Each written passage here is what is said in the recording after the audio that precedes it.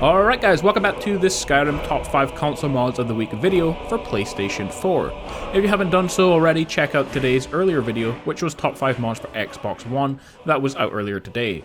So all the mods in this video were uploaded to Bethesda between the 6th of January and the 12th of January, so that was yesterday, and doesn't include any brand new mods as I want to go over those in the daily mod videos. Those mods can be added to the video next time. If you guys enjoy these, I can make them again next week.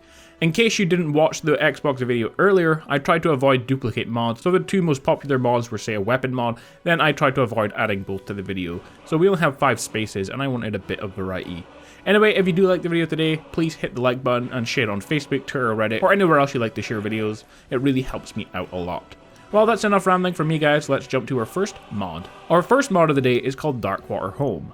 It's not very often that the PS4 gets a new player home, it's even rarer that the home is really awesome as well. But the Darkwater player home is definitely a really nice one despite being limited to vanilla features.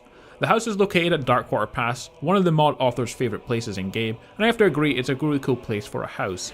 It's secluded, has cool waterfalls, and is ideally located beside plenty of main towns and cities for you to travel to. For features, this house has loads, so we can take a look at some of the main ones. You get large grounds with tons of little details, secret waterfall entrance to the house, and secret staircase entrance to the grounds, 1 bed, 2 blacksmith stations, 2 alchemy stations, 2 enchanting tables, tons of storage, mannequins, and 2 smelters, a lot of ingredients on the grounds, 2 new ingredients have been added that grow in the area, a secret dungeon, a farm, you can ride the waterfall and river most of the way to Whiterun, some of the best views in Skyrim, a ton more other cool stuff like we have beehives, lampposts, which add a cool effect and light up the place at night, bridges that go across the waterfalls, a small pier to fish off of as well.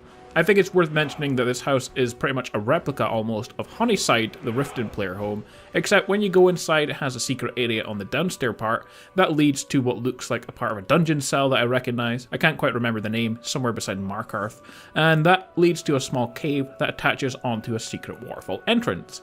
So it's a pretty big place and it's really cool, and all the stuff is spread out throughout the different locations. One final thing I think I should mention is that because this one builds the house at Darkwater Pass, it will clash with one cool mod which is Master of the Summit, which adds in loads of paths and stuff up the waterfall that this house is located in. I'm not sure how much it clashes with it, but it definitely adds in some bridges that the Master of the Summit mod adds into the game, so there might be a problem there with that mod. However, it shouldn't really clash with anything else that you have installed. So you can try it, but I'm not sure how well it will work. So the house had loads of new features, and it's probably one of the better player homes so far for PS4. A really cool one, and you can also get it on Xbox One as well, which is cool, so you should definitely check this one out. Okay, so next up we have Divine Weapons version 1, Gifts of Akatosh. This is a cool mod that adds a unique weapon into the game. The mod adds a safe box in Dragon's Reach which contains a spellbook that teaches the spell Akatosh's Gospel, which allows you to summon a bound bow that has some cool effects on it. This weapon deals no damage to the target, but instead it makes anyone you shoot your ally, boosting their stats and speed. It can also reanimate the dead. The weapon has a level cap of 200 and lasts for 120 seconds, and the effect lists for the weapon are as follows. It has the Bend Will effect, so you can control anyone with the exception of dragons. It has Fortify Combat Healing Rate times 10, Fortify Health times 500, Fortify Weapon Speed by 2.5, Fortify Speed or Sprint by 5, and Reanimate Undead up to level 200. The weapon's effect kind of has an area effect on it as well of 5 feet, so for example if you shoot one NPC with your bow and another NPC is within a 5 foot radius, then that NPC will be reanimated. So you can have a lot of fun testing out this weapon. It's pretty unique compared to anything else we've seen before, and it's a really cool mod to try out. Our next mod is Kato's Riverwood Edition 2. This mod is a remake of another mod we have seen before from the same author called Kato's Better Riverwood. Well, according to the mod author, they were not happy with the last mod, even though personally I thought it was a really good one and probably the best Riverwood overhaul I've seen, but the author has completely remade the mod so we can take a look at what the place looks like right now. In terms of features, you get 3 campsites, a wooden bridge, many wooden paths, trees and rocks have been added, a smelter has been added near the blacksmith, alchemy stations, enhanced blacksmith area, enhanced trader store, a bigger food patch, fishing docks, and chill areas.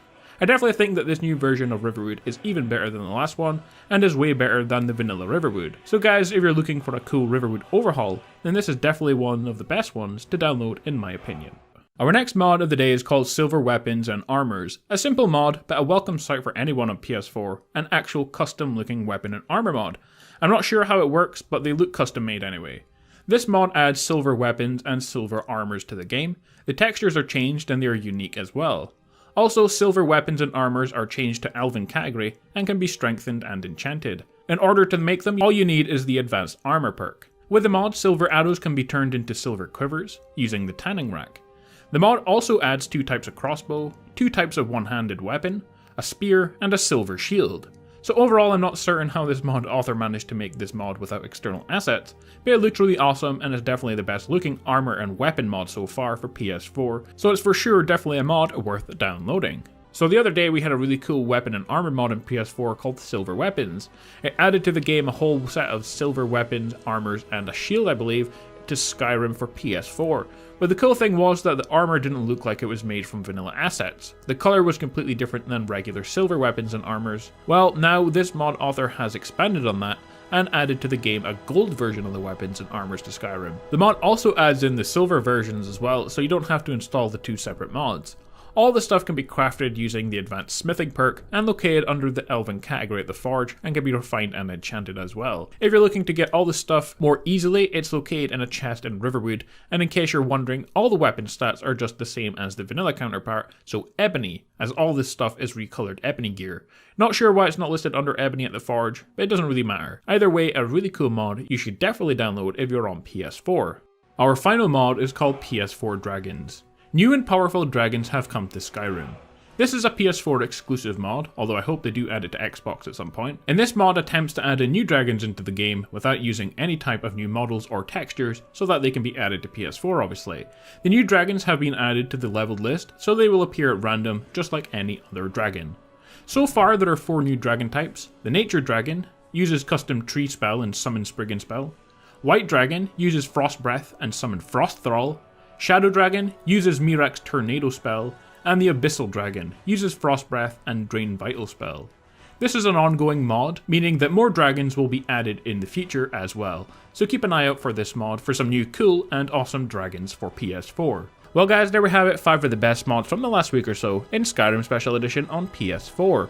If you enjoyed the video, let me know in the comments. I might make another top 5 of the week next week as well, as some people prefer to watch 1 video a week. As always, like and subscribe as well, and I will see all of you guys tomorrow for more Skyrim Special Edition. See you then.